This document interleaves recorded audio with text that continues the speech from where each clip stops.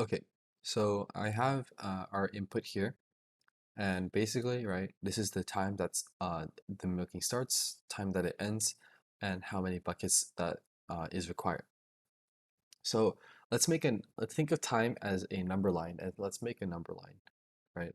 Let me actually just use a different color for this. So yeah, let's make a number line, and then the earliest time is 2, and the latest is 13. So we'll just do 2 through 13.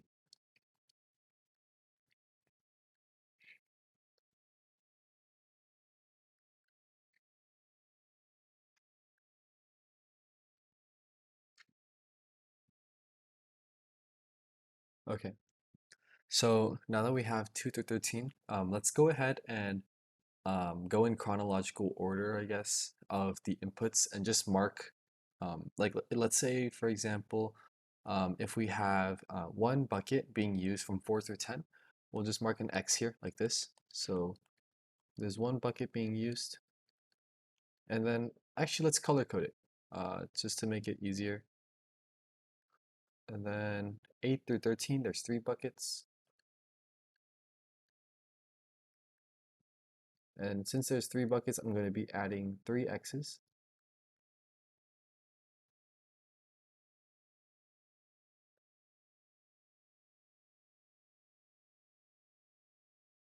And then from 2 to 6, it's 2 buckets.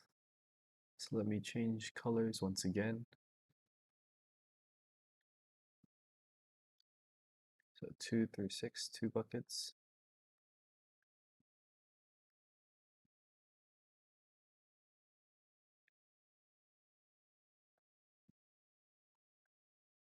So this is how many buckets we're using at each time, okay? You'll start to see the solution forming kind of. So at time 2, right, we use 2 buckets. So all we do is we just go through this whole list, right? We're checking how many buckets are being used. Our current maximum is 3, right? We have 3 buckets being used at max. 7 and 8, right? We have 4 now. 4 is our new biggest max. 9, still the same. 10, still the same. We don't find anything bigger than 4. So it looks like 4 is going to be the most amount of buckets that we use at any given time. So all we're doing is we're literally just simulating adding all the buckets up, right? You don't have to create like a fancy like array list of all the buckets that we use and just add numbers and see like how many they end up being. Like it's nothing like that. It's just counting buckets here, as you can see. So yeah, knowing that, now we can move on to the programming part of the video. Okay, so as you guys can see, have some static variables that I have already put. So I have n, which is my number of cows, s, which is the starting time, t, which is the ending time of milking the cow, and b, which is going to be the amount of buckets needed, and o, which is like the number line that we just did, right? It's going to be that number line in array form. So the first thing we're going to go ahead and do is we're going to set up n because that's the first thing we take in. So it's just going to be the integer value of the next line or read line because we're using a buffered reader. Okay, so now that we have that, we can move on to our other variables. So we're going to set up O for now. O is going to be equal to 1001. That's going to be the size.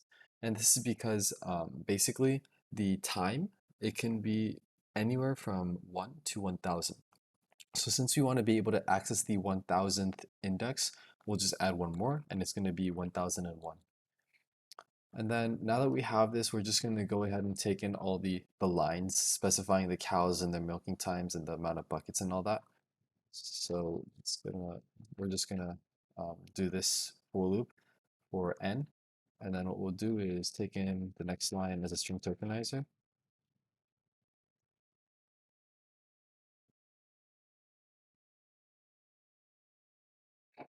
And then once you've done that, we can do s, t, and b. So s will be equal to the integer value of st's next token. And we can just do the exact same thing for t and b. So it's just going to be the same thing here same thing here for T and B, because they're all on the same line, obviously. And then what we can do is we can just go ahead and set up O right here. So for int A equals 0, A is, or actually not 0, we're going to be starting at S. So A equals S, and A is less than T, and A plus plus, right? So we're setting our times properly, and then we're just adding one every time, of course. And then what we're going to do is just O of A is going to be plus equal to B. So that's just going to, O of A is just going to hold how many buckets are needed at that exact time. So in our setup, we practically have done like half of the work that we need to do, right? This is all we need for init.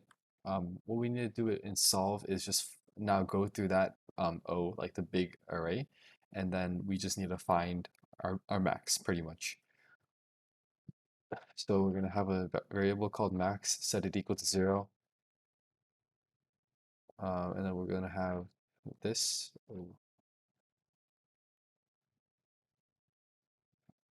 And then we'll do if O of I is greater than,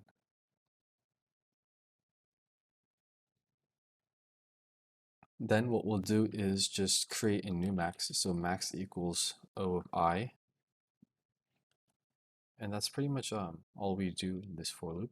We're just trying to find the new max, right? And then all we need to do is just out.ln and then max.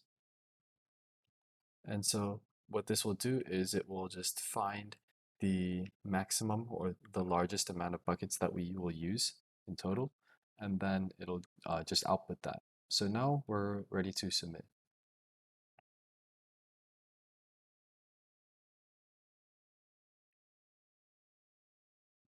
So yeah, we passed all the test cases, and that's bucket list, right?